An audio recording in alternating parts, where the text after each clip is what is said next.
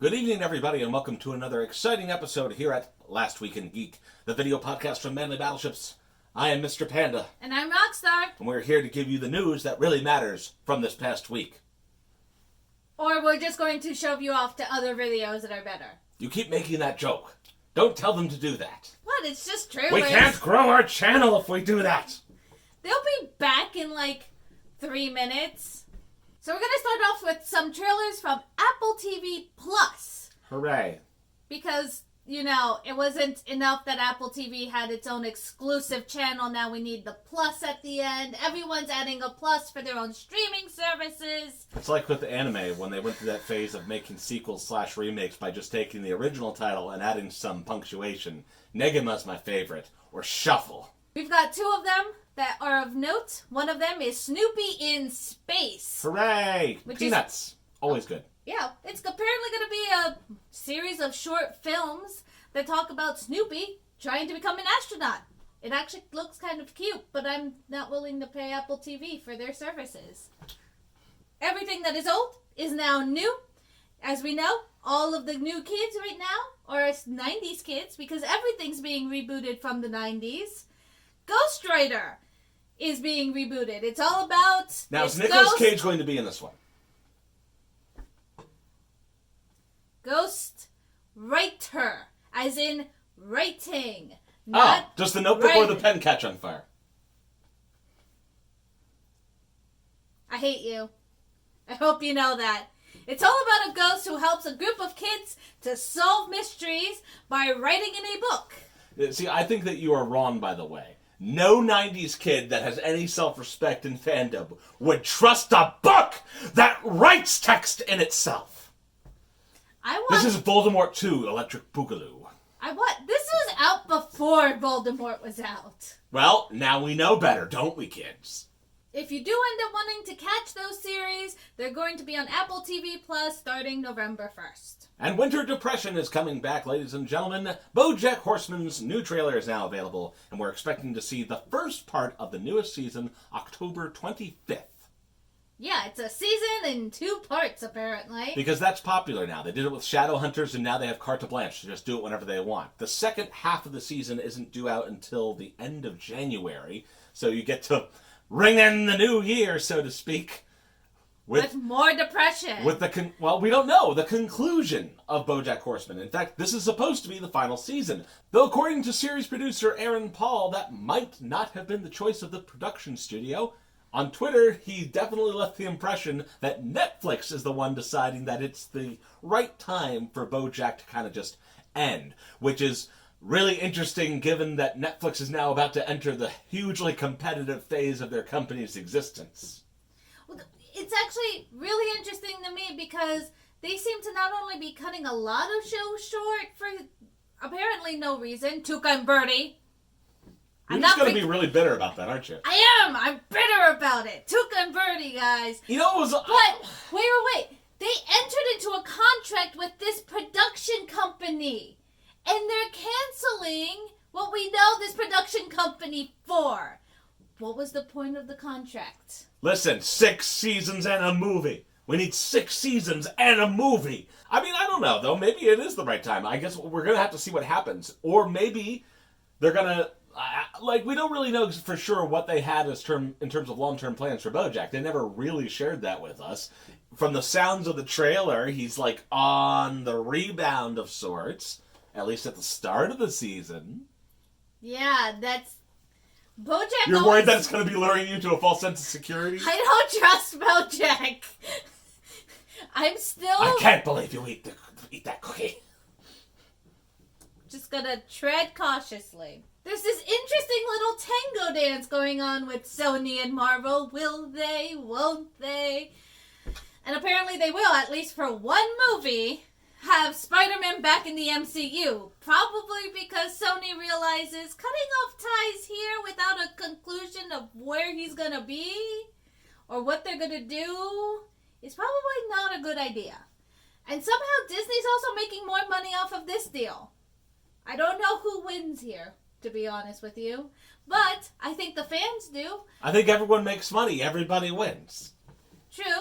And apparently, it seems like they just came out with the dailybugle.net, probably in connection with the new movie that's going to be coming out, Spider-Man 3. Very Alex Jones. I just really love J.K. Simmons as J. Jonah Jameson. He's always been J. Jonah Jameson for me. It's perfect. Go watch that.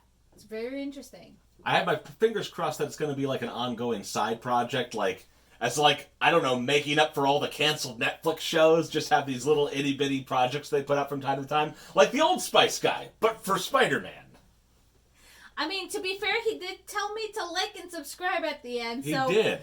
There's possibly like a series of videos coming out from J. Jonah Jameson. Look at this picture. Now back to me. Now back to Spider-Man. Now back to me. I am not Spider-Man. He is a criminal.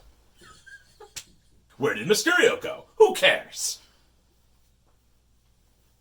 I'm just going to do this. I'm just going to run with this bit for like a whole minute. Additional updates to stories we've reported in the past include the Riot Games harassment / whatever gender discrimination lawsuit has been settled, according to reports. We do not know the terms. It is a sealed agreement. However, it sounds like Riot just really didn't want to deal with it. So whatever needed to be done, wrote out a check and was like, all right, make this go away. We don't know if they wrote a check, but... Oh, they wrote a check.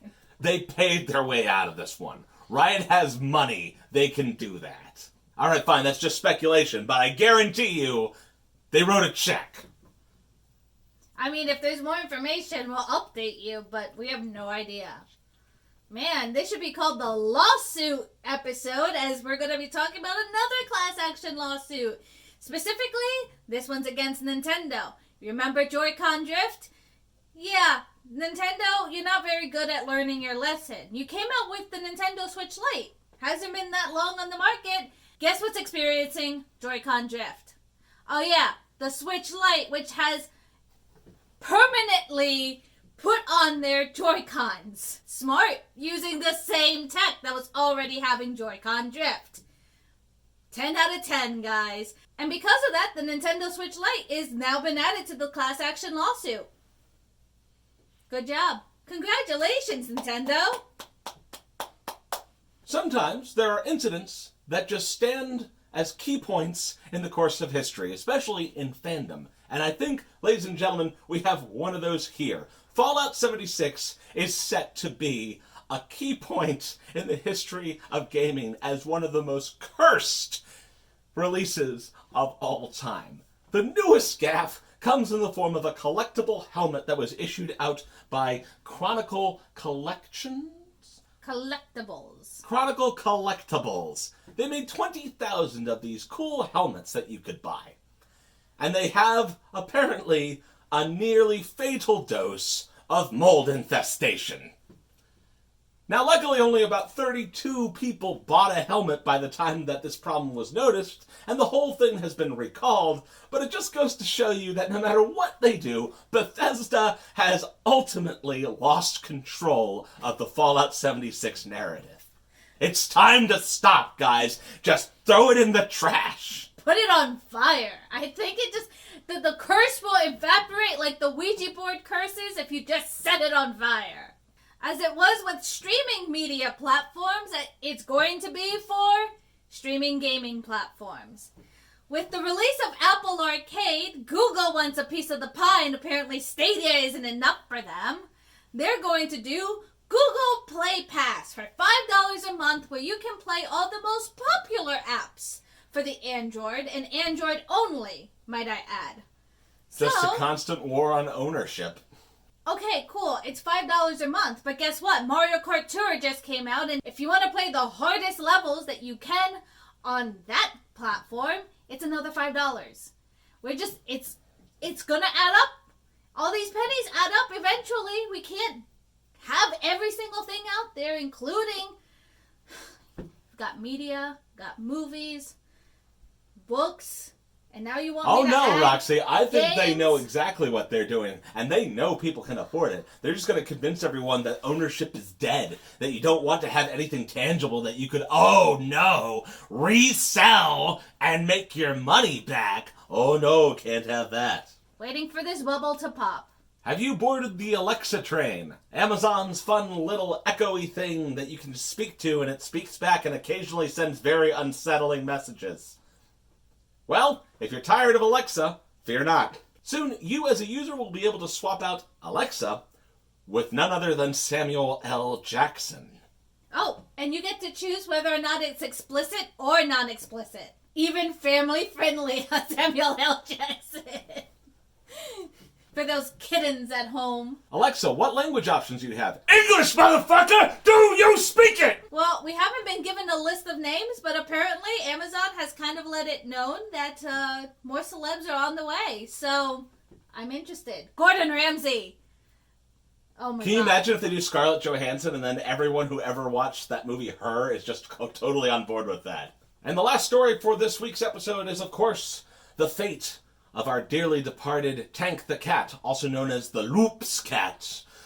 Brother, may I have some loops? Well, we hope that Tank will get some loops in heaven. Except that we're not! Because immediately retracted, it's been determined that that was a false report. Our dearly awesome Tank the Cat is still alive and well. Just a few days after it was reported and all the memes started flooding in, the person who was responsible for taking the meme photo got in contact with her mother to take a picture of the titular cat.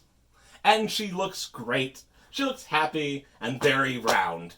So, we'll end today's episode with that positive note, guys. It's okay. The loops are still desired in this life.